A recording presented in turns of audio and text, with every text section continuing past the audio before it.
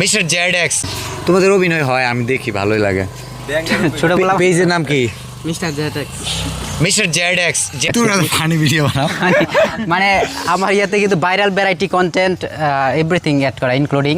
কয় মাস ধরে ভিডিও বানাও? আমরা 2 মাস হয়েছে, 9 তারিখে 2 মাস হয়েছে। ওই যে ওর একটা ভিডিও দেখছি, কাঠল পড়ছে না, কয় মিলিয়ন? এটা হচ্ছে ফেসবুকে আছে 4.3 মিলিয়ন এবং টিকটকে আছে প্রায় 16 মিলিয়নের কাছাকাছি। আচ্ছা, Mymensingh divisional content creator fest অনুষ্ঠানের তো তুমি একটা পার্টে ছিলা। জি।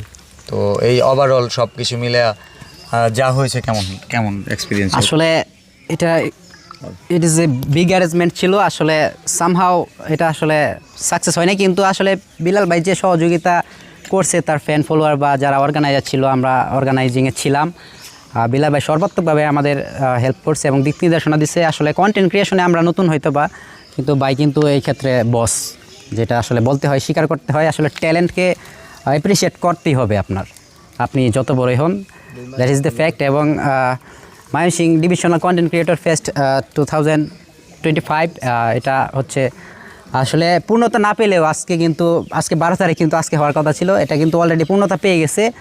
আর অনেক যারা কন্টেন্ট ক্রিয়েট করে তারা আসতেছে, ভাইয়ের সাথে দেখা করতেছে,